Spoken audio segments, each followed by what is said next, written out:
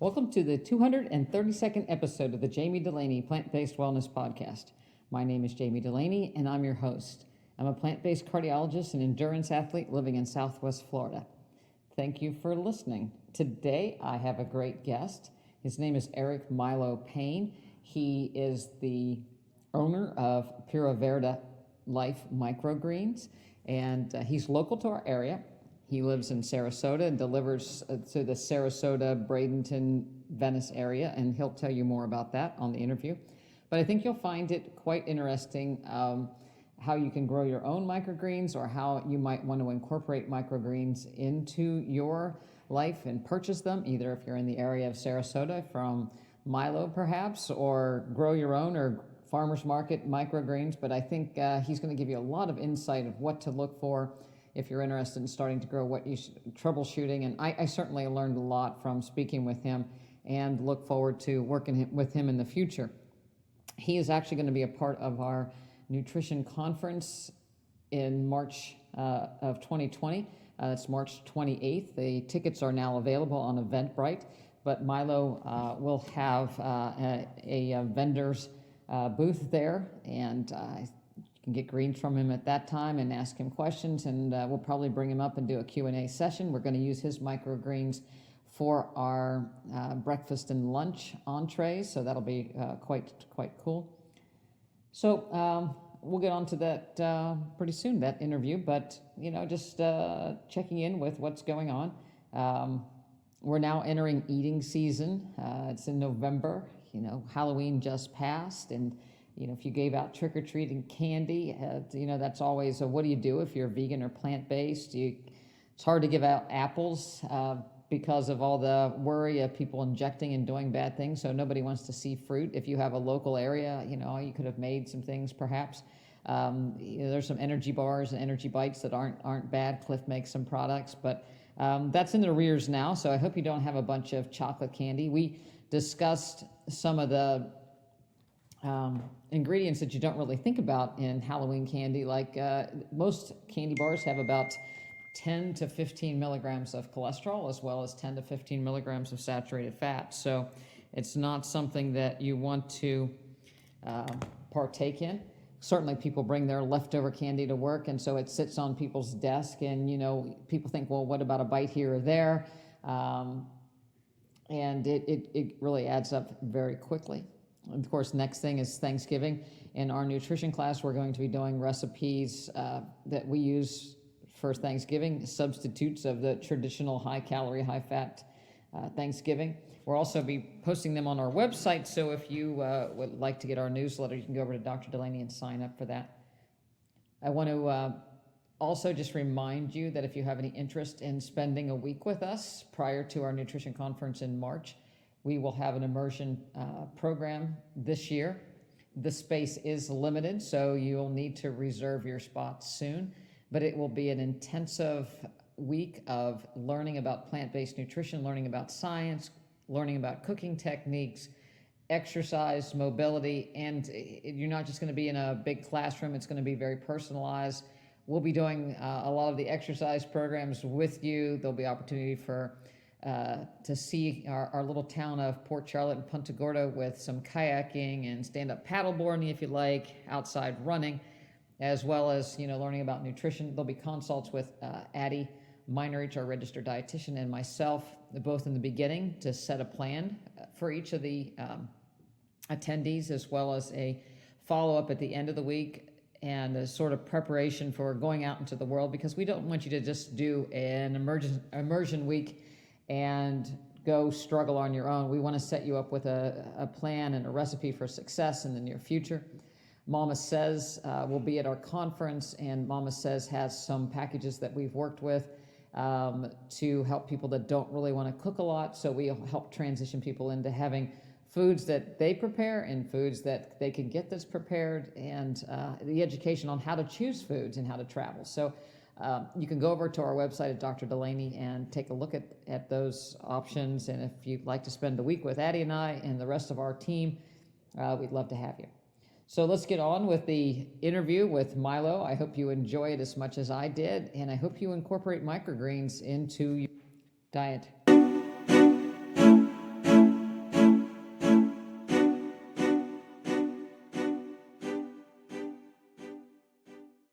like to welcome Erik Milo Paine. Erik, you go by Milo in business. We met at a Veg Expo in Bradenton a month or so ago.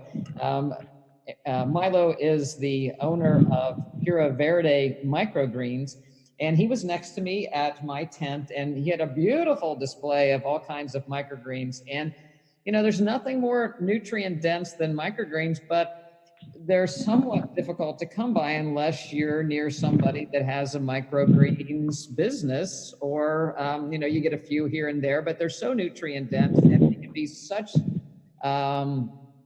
health promoting that, if you can get a hold or learn to grow them, it's a great thing. So I was anxious to meet Milo and see what he had to offer. And so Milo, tell me a little bit about how you got started in growing microgreens. Yeah, thank you for having me on, Dr. Jami. I got started in microgreens actually first by becoming kind of obsessed with urban farming. I used to work in the financial world and operations for quite some time. I was around the 11-year mark. I was certainly getting burnt out. I was trying to help a aquaponics farm start out east here in Sarasota, which things weren't working out either, but just became literally just obsessed with urban farming, watching videos constantly, reading constantly about it. And that's how I ended up discovering microgreens. And after it was my second trip to Costa Rica, and sitting there, I'd kind of made the determination, searching through my soul and my mind and heart of, I can't go back and do the same thing anymore. It has to change. And that's precisely what I did when I came back. I went to the firm I was working for. I'm like, I can't do this anymore. Sorry, not sorry, guys. I have to move on to something else. And that's where all of my obsession with urban farming kind of got a bit more focused into, I'm like, what am I going to do? What's really going to be the most beneficial for people? Where is there oversaturation? I mean, there's multiple great organic urban farms here and hydroponic farms that do the normal thing. And I discovered and became even more obsessed with microgreens and various different ways they can be grown, and their nutritional density, as well as the footprint, which you can really minimize the footprint that they take to go ahead and grow. For the nutrition they put out, that's what really got me hyper focused on them. I'm like, this is, again, it's not available in every single place. It's still kind of emerging just a little bit. And it's such a nutrient dense food that you really can't get anything else more nutrient dense than microgreens are. And then so I started walking down that path and developing which methodology I was going to grow with, and went from there. So I guess yeah, go ahead. Yeah, even Pura Verde is a play off of Costa Rica's Pura Vida.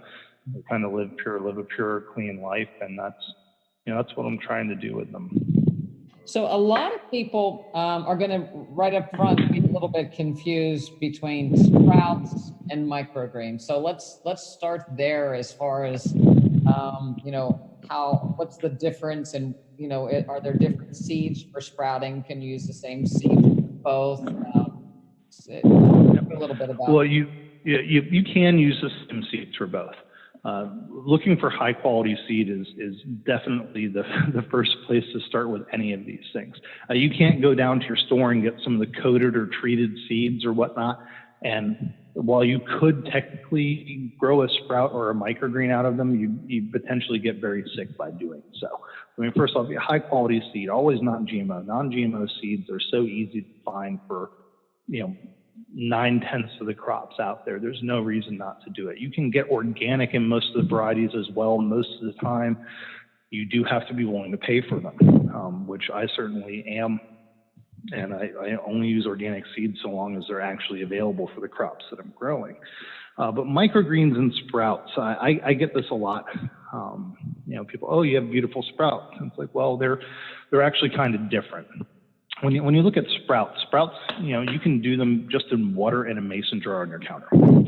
You rinse them a couple times a day. They can be done even completely in the dark if you so chose. They don't need sunlight. They don't need to go through photosynthesis. They also don't need a growing medium. When you're looking at microgreens, it's going past the stage of sprouts. Typically in the growth stages, you have sprouts. You're looking at micros or microgreens. Then you're kind of going into minis or babies of the plants, like baby spinaches and those sorts of things, and then into the fully grown or developed plants. One of the biggest dividing parts of it goes into microgreens. They need some sort of medium with which to root into and grow into, and then go through photosynthesis until the cotyledon leaves, which are the embryonic leaves from inside the seed, get to a fully developed state. And sometimes you even start seeing the first true leaf coming out on the microgreens. Different microgreen growers will grow to a slightly different stage of that true leaf development, of whether it's first just showing, just shyly, or even a little bit more developed while the cotyledon leaves are there. And that can also vary on the substrate with which you're growing in.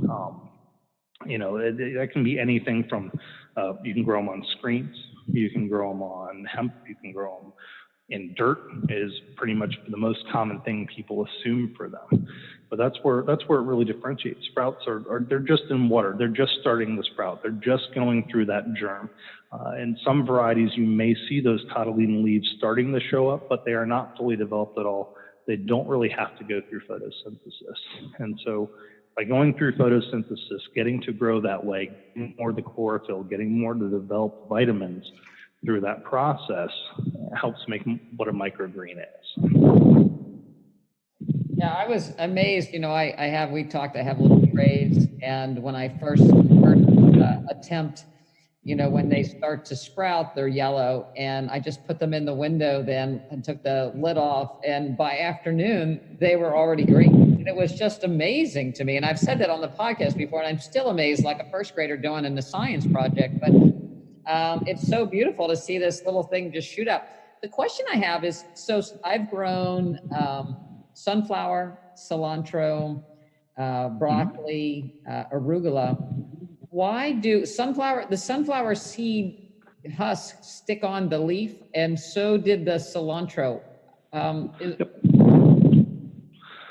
Both of them are technically edible in either of those cases. And bravo to you if you actually got cilantro to grow. People tend to have a really difficult time with that one because it has a long time in germination and even a long time going through the photosynthesis process for full maturity. Normally my cilantro, when it's going out to individuals in the restaurants and so forth, is anywhere between 15 to 18 days old. So bravo on that one. It's completely edible. That's one that I don't ever try to pick off or anything. It adds like a nice little crisp sort of appeal and a little nuttier of a flavor going in there. It's completely fine to eat.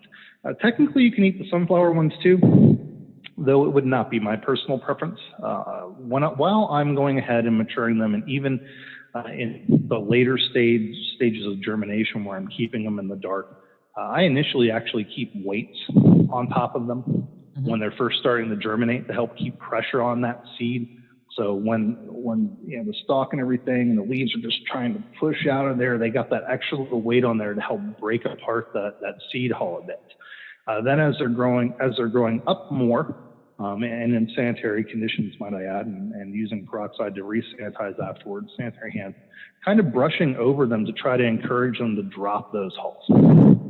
When they come out of germination into the light, it's going through the same process where they're literally kind of being brushed over to encourage their hulls to drop it, while still watering a little bit from the top for the first few days, and then switching to strictly bottom watering. But for the next few days they're in, kind of brushing those tops gently to encourage them to drop those hulls off. Unless you go to hand picking, I've never had success of getting 100% of them off. Though with that process and kind of keeping with gently brushing them, I've had clients and people be really happy with how they come out because there's a lot less on there than they're used to seeing, at least. Yeah, the cilantro is very, very fragile. I mean, just a hair, and but the flavor is just amazing. It also amazed me that, one little microgreen, the size of a hair basically has the flavor of a handful of cilantro or a handful of broccoli. So. Yeah, if you ever end up making guacamole with microgreen cilantro and like microgreen leek inside of it, and some fresh lime of some sort, it's hard to go back to eating it with someone just chopping onion or regular cilantro in there. Because the flavor, it's really bright. It's a really clean flavor. Some people I've heard say cilantro has almost a soapy flavor and or texture when it's fully mature, and that's something you don't see at all in the microgreen. It's just a bright, clean, vibrant cilantro flavor, which is amazing. So you've had people that have that genetic that tastes like soap does. It doesn't taste like that to them. Yep, I've had some of those like, I hate that soapy texture. I'm like, you need to try this. I mean, it won't. And they're like, oh my goodness, this tastes completely different. Yeah, I know it's the same, but it's different because it tastes clean. Oh. And so I've had that reaction from people when it comes to the microgreen. I'll have to try that in the class. Those people that poo-poo the cilantro, I love the taste of cilantro, and it I had some in my salad today at lunchtime, and it just pops in a salad. Just so much flavor. Yeah, and that's with almost any microgreen. They're not only packed with the nutrition, they're packed with flavor. You get a lot more flavor out of them. I said even the broccoli, just this clean, young, beautiful broccoli flavor. Red cabbage tastes incredibly sweet. It's like this sweet, young red cabbage like you could never get from a head of cabbage. I've had people amazed that they're like, oh, I know kale is good for you, but it's so bitter. I just can't find a way I want to eat this stuff. And it's like, I wouldn't even want to try that. It's like, no, you want to try this in a microgreen because it's actually really sweet. I even had one of my friends do that to me this past week, and he and his wife have been getting some of the microgreens and integrating them into their diet more and more. And he's like, what else should I try? I'm like, you should really try the kale. It's like, it's going to be bitter. Here. Try a little snip of it first. And he's like, oh, wow, that's really good. It's actually sweet. It's like, yeah, it's sweeter in its younger state. It's kale, but it's not, it doesn't have that same bitter or texture that you may be associating with kale that's fully grown. What does the growing medium have? Does it affect the taste at all or the nutrient density? The nutrient density, when it comes to the studies and what they have said about the nutrient density of it and the growing medium, the growing medium really doesn't matter when it comes to nutrient density. You'll see articles and stuff out there, people go, oh, microgreens are getting more nutrients from soil or this and that. And while that may make sense, that people who have done studies on it in the University of Maryland and Johns Hopkins and so forth, they've determined, well, that doesn't really matter when it comes to the nutrient density part of it. You can grow them in water or grow them in soil, and well, nutrient density ends up being, mean very much the same. Flavor-wise, I've had people comment to me that ones that are grown in soil taste different than ones that are grown, and like I use coconut coir for the most part, which sort of coconut fibers or jute or hemp. Or screen, and they're the same people that go, but it's grown in the earth and this and that. And I've never heard of any blind taste test studies to prove if it actually matters or not what it's grown in when it comes to flavor. Though I personally have not noticed a difference when I've tried either. Mm-hmm. They seem to taste the same to me, and which to me would seem on par when the scientists are going, hey, the nutrition's the same. You don't really need anything but water. It's developing all this nutrition from the seed, from its embryo, and through photosynthesis. So, but to some people, they've told me it tastes different. So, you sell to restaurants as well as individuals. How would you suggest people incorporate the microgreens into their, their diet? So how much, do I need, if I was going to eat, I mean, obviously you would like people to maybe eat all microgreens, that would be better for you. But compared to, I tell people I want them to eat 4 to 5 cups of greens a day, the kale or Swiss chard broccoli, because it helps generate nitric oxide. So, and I don't know if you know this, you probably do, but when you chew greens, it mixes with the microbes in your tongue and the amylase in your digestive enzymes, and you actually generate nitric oxide. And nitric oxide, when you chew it, you have about a 15-minute later burst of nitric oxide, and then about 20 minutes later, when it hits your small intestine, you have another burst of nitric oxide, and so it dilates blood vessels. And that's how I use greens to reverse heart disease, because the nitric oxide dilates blood vessels. It makes it easier for the heart to work. You deliver more oxygen to the coronary arteries, and then eventually that nitric oxide actually eats away at plaques in the artery and reverses cardiovascular disease. So if I had somebody that's like, well, I really can't chug down that kale, 4 to 5 cups of kale, how would we translate that into microgreens? When you're looking at the nutritional densities of microgreens, they're all in that 4 to 40 times the nutritional density range. And even the people that did the studies on it, they've been quoted going, when we got those results back, we immediately went back and had to test everything because it seemed far too much out there.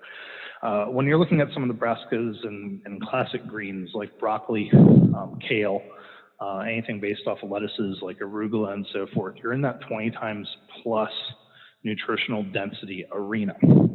So when you're looking at nutritional density, you can eat literally just an ounce of the kale or the broccoli and get the equivalent of 20 ounces worth of fully grown kale and or broccoli. So you cut that even down to a serving of a quarter, third to half an ounce thereof of those, and be getting more than a serving's worth. Now, when you're talking about, one of the things that I haven't read in a lot of the studies I went through on microgreens, when you're talking about the mastication process and the enzymes that are being delivered in your mouth and encouraging the nitric oxide content, while I have read about that one in larger greens and so forth, I haven't really read about any studies, particularly on microgreens and how that works with the enzymes releasing.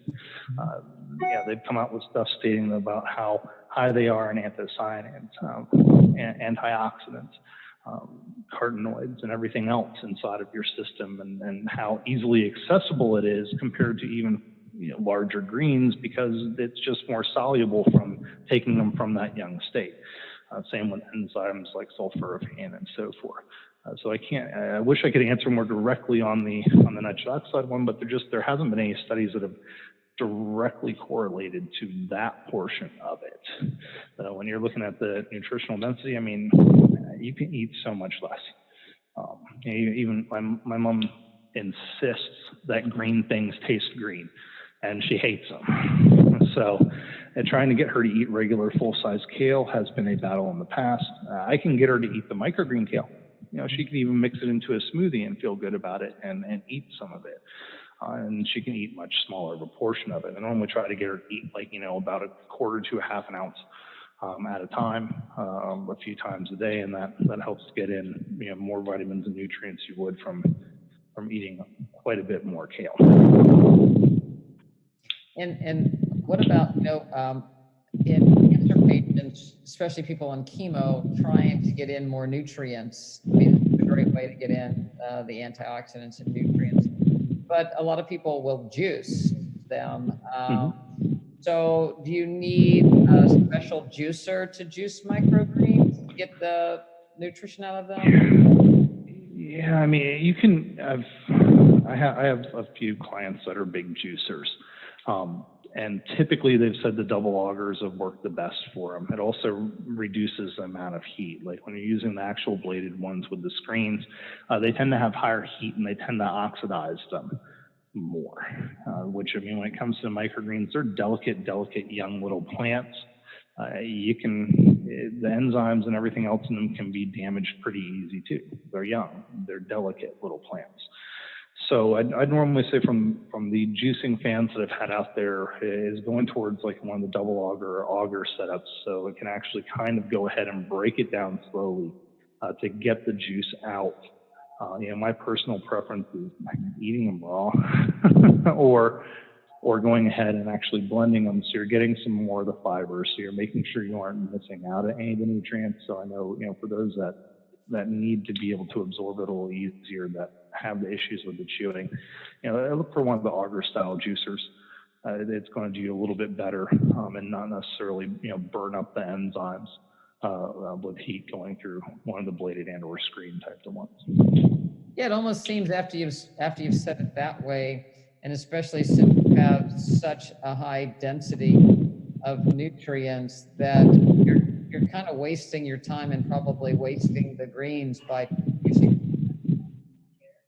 That would be my personal opinion, and I've made that clear to some people. Like, if you really insist on juicing it, hey, you can. You're still going to extract goodness out of there. You can eat so little of this in the first place. Even if it's a little salad, replace the lettuce on your sandwich or in your wrap with just a little bit of it. Or if you really aren't eating a whole bunch, just try to eat it or blend. Again, even quarter ounce, little tiny bit, less than a handful into a smoothie, you're going to be getting a whole bunch more than going through a head or so of kale. So it's not as much. But again, every person has their preference. Though they are young, they are delicate. If you're putting them in one of those high-speed ones, you can actually really burn up, oxidize, and damage what you're trying to get out of them in the first place.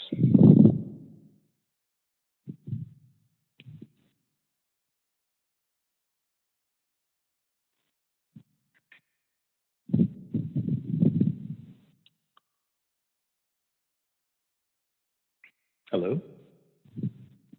I'm sorry, I muted myself.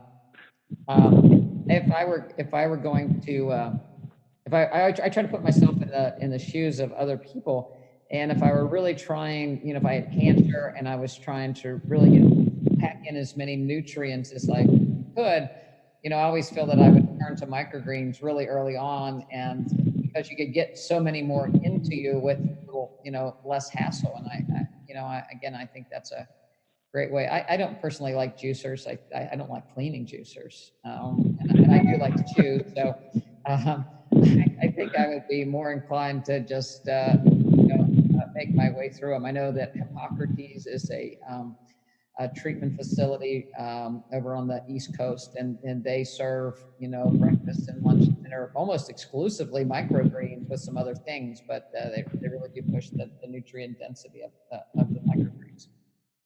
And I'm in the same. I've tried juicing in the past. After cleaning and dealing with the process of juicing, it's like I'm just going to eat the stuff. It's going to give me more fiber anyway. Even when it came to other things, or even down to trying to make carrot juice or this and that, I can't do this anymore. So maybe I'm being a little bit lazy there, but I certainly agree it's not on my plate. And I've heard of that facility over there on the other coast, and I think it's great they're doing that. And again, a lot of studies when you especially break down into sulforaphane and what it can do for the body and regenerative states in your DNA. It's a fantastic thing, and it's really heavy in broccoli, and especially in broccoli microgreens. From what I understand, they're doing more studies to try to figure out just how much, because the variances that I've currently read are in that 10 to 100 times more than fully grown broccoli, but 10 to 100 times, that's a big spread. Yeah. And so from what I understand and what I've read, they're trying to narrow that down in studies as to, okay, why are we getting this big of a spread? Why can't we come to a more precise range or common mean number? Because I think it would be really great to know. I mean, I like reading stuff like that, so I think it's fun. But it would be nice to know exactly why is a particular state of the microgreen. Is it just because of how old the broccoli is that they're testing it against? How long ago was that cut, and how long has it been degrading and dying? There's a bunch of different variables there, but I'd be curious to see what really breaks down into that 10 to 100 when it comes to sulforaphane in particular. Because that could definitely really help people who are fighting things like cancer and fighting other diseases. inside of their bodies. But and that brings me to, so I order a tray from you, or I go to my farmer's market and get cuttings. How long do they last? How best should you get them? So, I saw you at the expo. You would actually cut the medium and give them kind of like you gave them like a piece of sod with the microgreens on. Yeah, I did, and that's one of the reasons I went with the coconut core, and that medium in particular. Other mediums, which frankly, some of them like jute or hemp pads, the seeds take root in those much easier. And good coconut core pads are, well, they're pricey, yet they're more dense and they hold up to being handled. Reason I like to sell them live is because they're still alive. You put them in your fridge, they're in the dark, they're in the cold. It immediately shuts down and stunts the growth of the plant. But then you can actually harvest them when you want to go eat them. And that means, I say on a conservative side, you can keep them good and healthy that way for a 6 to 8 day period. Some clients have told me they've happily kept them for longer. I typically try to say eat them in that week.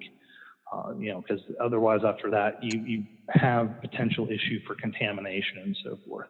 When it comes to cut microgreens, it's not always a bad thing. If you're going to go take those and eat those within the next day or so, great. A lot of times, and I'm just being honest, a lot of cut microgreens that are grown in soil and so forth, doing soil and outside processes with automated watering and whatnot, it's a less expensive way to produce microgreens. Problem is, and that's when you get into the studies from like University of Maryland on the lifespan of them, their nutrition, how long it lasts. Once you go ahead and cut them, their nutrition and flavor dies off really quickly. If you go out to restaurants and so forth that view microgreens as strictly a garnish instead of as an actual food item, they aren't really looking to highlight the nutrition. They don't care about the flavor. Those cut microgreens, who knows how old they are? They use radish a lot because they look pretty, and then you eat it on the plate. It tastes like crunchy water, while a fresh microgreen should very much taste like radish, actually have radish heat, especially ones like daikon. Daikon radish is kind of hot. Not too hot in my own personal opinion, though some people are like, whoa, that's really, really spicy.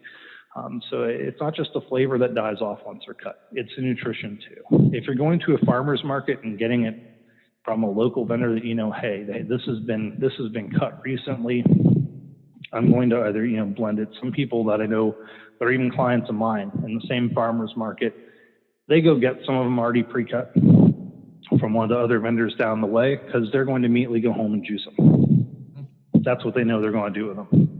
They don't even want to waste the time with getting the pad and cutting it off or anything. And then they'll get some of the other varieties from me, and that's fine too. It's just realizing, where it is in its lifespan and where that nutrition is. Because even if it looks fresh in your crisper down there, the microgreens themselves are very delicate. They're very tiny little plants. Their nutrition, it's going to die off real quick. Within 2 to 3 days, you want them consumed, or frankly, you're wasting your money.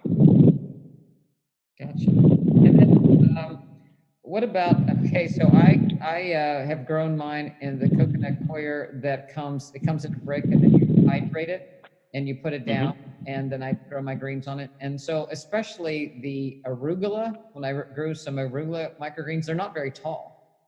And no, they're rather short, and they can be prone to molding and other stuff too, depending on how densely you put them with their height.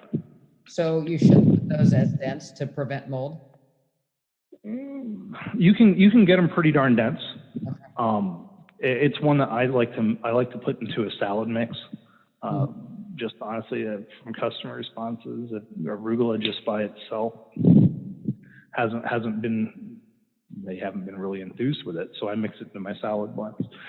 But arugula itself, try if you're especially first starting to grow, and you're having problems with mold, mildews, and so forth. Watch your seeding density. Make sure you aren't clumping. If you get like arugula seeds clumped up on top of each other, where they're clumped up on top of each other, you're probably going to get mold. Mm-hmm. just because of how they grow and their temperament, and that they're shorter. Shorter ones sometimes can be more stubborn when it comes to mold, mildew, and or rot, and especially if you get any clumps of seeds and they aren't evenly distributed out. Basil is one that's incredibly stubborn. It takes over a month for the whole process, and it's very persnickety on its spacing. If you try to get that one really, really tight, it's really prone to molding and or rotting. Otherwise, it's a wonderful basil flavor, and it is super, super, super short, typically about an inch or less in height. So some of the shorter ones tend to be a little more stubborn, especially when you're talking about seeding density and clumping on top of each other. So if you have those problems, try to thin them out a little bit more. You might have a better response the next time around. Well, it wasn't so much that I didn't see mold, but just cutting them and getting, picking them up and cutting so I didn't have a bunch of coconut coir. Yeah, since you're, that is a good point. You're using the stuff that you break apart, and I've played with that medium. I like it. Again, for my purposes, it doesn't work as much because it kind of falls apart a little bit and everything. Even with some of the bigger ones where I've gotten it to kind of clump together a little bit more, I don't necessarily want a mess in my growing environment or in kitchens or in people's homes. So I'd try using a matte type medium. They make all sorts of different types. I mean, they make them like hemp. They make them in jute. They make them in coconut coir. They even make screens that you can reuse. If I were just growing them at home, I'd seriously contemplate investing in some actually good, food grade growing screens. And that's not to say please don't go down to your local Ace and or other hardware store and just purchase some screen from there and grow microgreens on. I know if you look up on YouTube, you will see it happening. However, that's a great way to make yourself sick. I mean, those things are not meant to be growing your food upon. You can even just smell the stuff. It smells like chemicals. That's what you're putting your food on. But I mean, otherwise, the short ones like that, yeah, I'd probably stray away from using the actual like crumble apart loose coconut coir. But I mean, otherwise, the loose coconut coir is a great medium to use. I've used it before. I really love it. Though for home use, I'd probably be looking at jute or a permanent screen. Just jute inexpensive. It's the same type of spun fibers that are used to make burlap. You can get it sanitary. You can get it from hydroponics supply places, Amazon, and so forth. And make sure you're getting it from a reputable source. Again, reputable source is always a big thing because you're putting these on a substrate and you're going to eat them. So yeah, I eat a little bit of coconut coir, because you pull them up and it's like fiber, but so far so good. People that listen to me know it's like, well, your microbes, a little dirt never hurt anybody. It's all right. It's a little extra nutrient. Yeah, exactly. I don't want people to have to chew their salad extra because they're doing the coconut coir. I mean, my coconut coir pads come sanitary. You could, but they're held together with a tree and vegetable-based adhesive. While you could technically eat them, I really wouldn't suggest it. There's enough in there to try to make them firm, so I can, you see it, so I can pick them up, so I can handle them, so I can even cut the pads into pieces to go ahead and give them out to people and so forth. It's a tougher substrate, but for my purpose, it's what I need. Again, if I was just doing it for myself, the loose coconut coir like that, great stuff. The seeds germinate in it really, really, really well. Second to that, probably like the jute pads, or you can even get them in rolls that you can even put down in 10-20 trays, cut to the sizes that you want. Jute's really, really easy to go ahead and get the roots to take hold in and to germinate on, or even the actual screens themselves that are meant for growing on. Not the stuff you'd put on your windows, but the stuff that are actually meant for growing plants on. It's a really great substrate for at home, and it's reusable so long as you sanitize it properly. Perfect. That's yeah, that's because it's like live and learn, and Yeah. get things going. I heard you mention watering from the bottom, and I saw in my instructional videos, they don't need a lot of water. That coconut coir actually is pretty moist by the time you'll rehydrate it, and that's really all it takes for the most part. But do you put it on a little bit of water in the bottom tray, or do you ever sprinkle on the top, or you just kind of watch? That depends on the phase with which it's in. Through germination and keeping it dark and trying to get those seeds to germinate, use a mister to go ahead and actually mist the tops of them. For doing it at home, you could go to Home Depot or even go to the dollar store and get a little pump sprayer. Just crank it down where you get a really fine mist where you can kind of hear it coming out of it. So it's a really fine mist. You want like a nice fine even mist over the top of them. I've actually modified a commercial battery-powered sprayer because I have to spray tray after tray after tray, and don't want to hand pump and don't want to sit there and pump a regular type of pump either.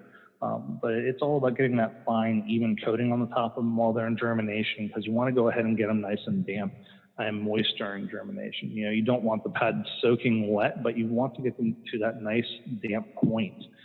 That's going to encourage germination and encourage the root penetration into there as well. After I get them out of germination into light sow, most varieties, I'll switch from top watering completely to bottom watering, just getting some water in the bottom of the tray, moving it around in that tray to make sure there's even distribution, and then putting them back underneath the light. And they're much happier that way. You don't have to worry as much about mold and everything. If you continue top watering on most of varieties, you're going to be trapping moisture inside of those little young stems, and depending on your environment, even if you have the best environment, that might encourage some bad things to happen like mold and or rot.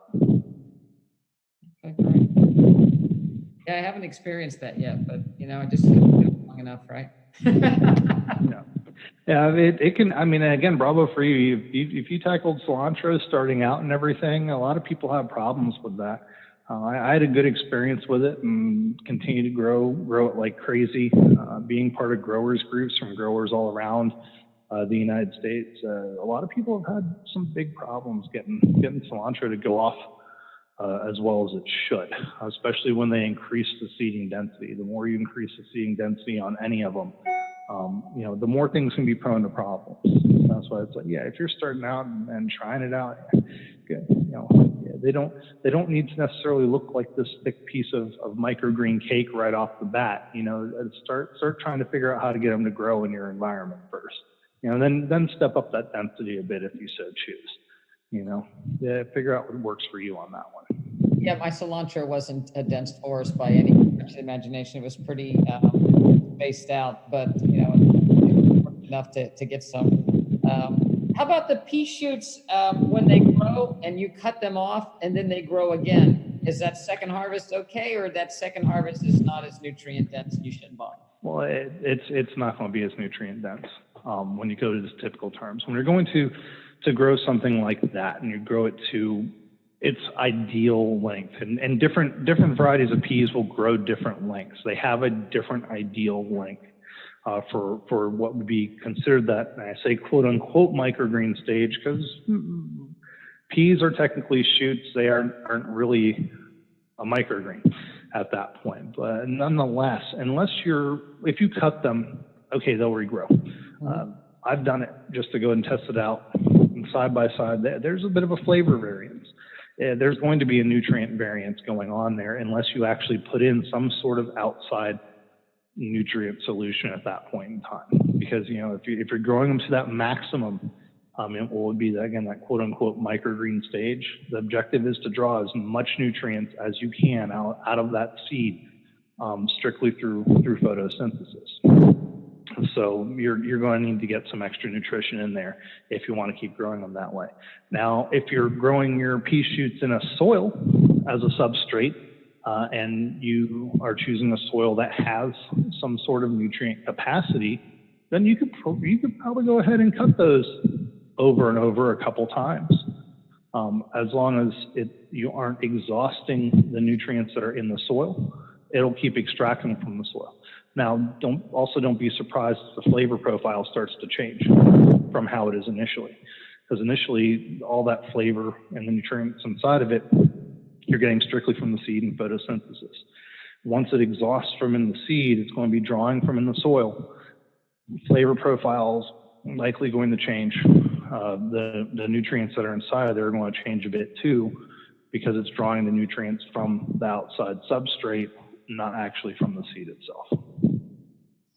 I have a funny Swiss chard microgreen story. I had some seed that I'd ordered before about, I don't know, 9 months ago. I thought I would try to grow some outside just in a planter, and it didn't really work out that well. So I didn't really do it again. So when I found the seeds, it's like, oh, now that I'm a microgreen farmer, I'll try them in my tray. So I put them in, and I got nothing really much happened. They weren't really germinated. They must be old, So I threw them out into I have a fig tree in a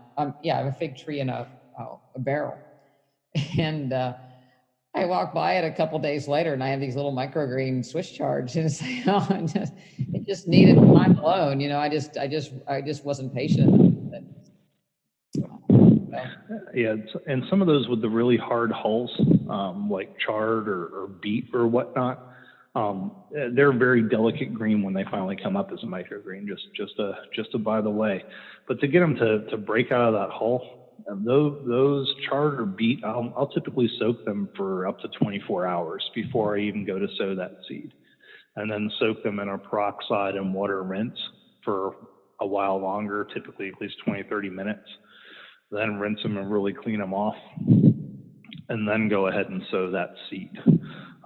And depending on how they're looking around day 2 to 4, I'll actually even skip watering on them, because if they're trying to start to break out of that hull, it's a really, really tough hull on them. Around the 2 to 4 range, I'll skip the watering, so the hull actually, the medium itself, the coconut core is nice and damp. It's keeping the moisture there, but I want those hulls to dry out just a little bit so they crack easier. Because sometimes those hulls do not want to crack, and they like to stick to the leaves. And they, unlike the cilantro, which is a very, very tasty little hull to crunch down on, the chard and the beet hulls are not. They do not get much softer than they feel as a seed themselves. So there's a lot more to this than I must say I've been pretty lucky so far. All the things that I can do wrong, I've managed to dodge. I actually just I picked the ones that I thought I'd like and ordered some seeds, and so far so good. But I think I'll probably be a little bit more cautious. Definitely want to try the jute in that medium to see, because I really like the looks of how you pick that up and cut it. I thought that was pretty cool, and the fact that you could actually then put it in the refrigerator, and you could time things a little bit better, so that you're either have microgreens or you don't have microgreens. Yeah. And again, you have them or you don't have them. And again, if you're able to stick them in the fridge while they're still alive, hey, now you're stunting their growth. You get the most out of them when you go to eat them. And that's why some people laugh and they're like, "Oh, you're always talking about living versus dead and this and that." And it's like, well, how long ago was that? Was that head of broccoli that you just bought over there, or at your Publix? And again, the broccoli. So these microgreens are so much more dense. Then we say, okay, broccoli is a superfood. It's great for people with cancer, antioxidants, heart, whatever. And then you take one step further, and so this is where consider broccoli still living until they picked it, God knows where, right? Mexico, California, and put it on the bus to come over to Florida. 90% of our broccoli production in the U.S. is from California. So so it was a long trip. But now people just look at. I tell people, how about that chicken breast you just had? How many days ago did it die, and then really die dead? And how long does that take to go through your system? So when we look at vegetables, versus animals, it's such it's so much easier for our bodies to process, and so many more nutrients, of course, but now we're taking it one step further and look at, microgreens versus traditional produce. And so if you have the ability out there to find someone that grows microgreens, and Milo is in the Venice, Sarasota, Florida area, and I'll put the link to him. So if you're listening in that particular area, you can look him up. How do people go about, if somebody's in the Venice, Sarasota area and they want to get a hold of you, how do you go about that? Yeah, I mean, I send out a fresh sheet every single week towards the end of the week, normally on Thursday evenings, Friday mornings, to let people know what I'm going to have fresh the following week. And so the way I work it is I do routes where I deliver to restaurants and I deliver to homes, Monday evenings, Tuesday mornings in the afternoon, and Wednesday nights. I am also at the Philippi Farmhouse Market here every Wednesday. It's a wonderful little niche market. There's a couple other really good local growers that are there, a big hydroponics farm, one other local organic farm that they aren't here just yet. They should be here in November because their produce and everything is getting matured to the appropriate stages. It's a great little niche market. It always has live music and everything. But I mean, I can be found that way. Sign up for the mailing list on the website, or even if they shoot me an email over to the info@puraverde.life, I can add them to that so they can see the fresh seeds, see what's coming out every week, and either you can place an order where it delivers to home, or come see me at the market. It's always a good time there. I love the market there. Yeah, I'll have to check that out. It's probably about 40 minutes from here, so I'll send my people up to check things out, to get some stuff on things. Yeah, if you're looking for the fresh. Go ahead. If you're looking for the freshest produce, I'd probably check for when Aloe Organics is coming back in. They're one of our big organic farmers, and it should be sometime in November that their crops are ready to come back into the market, because they're an awesome one to visit too. I love them there. They're great. I know they sell bagged microgreens and stuff there too, but that's okay. It's different uses and different purposes as far as I'm concerned. Are you going to be at the Osprey's Salt Solutions thing? Oh, with Solutionary Events. Yeah, I'm going to be down there in Osprey. That's coming up here in November for the Health Fest, is I believe what this one is labeled. I will indeed be there. That's coming up on November 23rd at Oscar Scherer Park. Gorgeous park.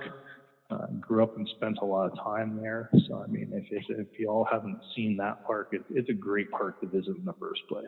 Yeah, lots of natural flora habitats. I'm going to be there too for that one, so I look forward to seeing you in person. And awesome. Obviously, to get you down to do a little bit of a demo in my nutrition class, I think that would be great fun.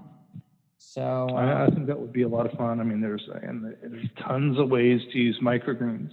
Any way you can use the regular vegetable or leafy green, you can use the microgreen.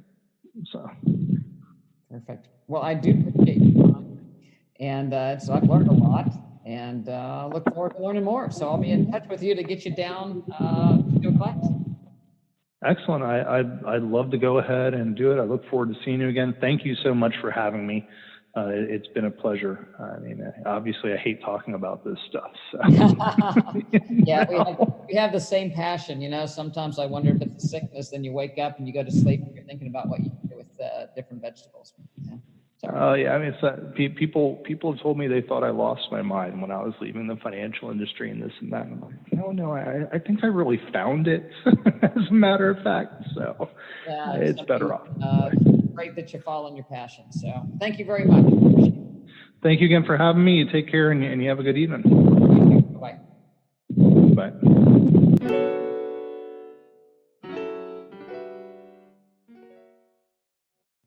So I hope you enjoyed the interview with Erik. You can find him on Instagram and Facebook at Pura Verda. That's Pura, capital Verda.life. Also, his website is puraverda.life. So check him out. And again, if you're in the Sarasota, Venice area, check him out at the farmers markets, Philippi Creek and the Sarasota Farmers Market to get some microgreens. If you have questions, please email me at jami@drdulaney.com. It's Dulaney. Check out the website so that you can get your tickets for the March conference and think about the immersion week if you're interested. Again, you can call the office or email us with any questions. Thank you for listening.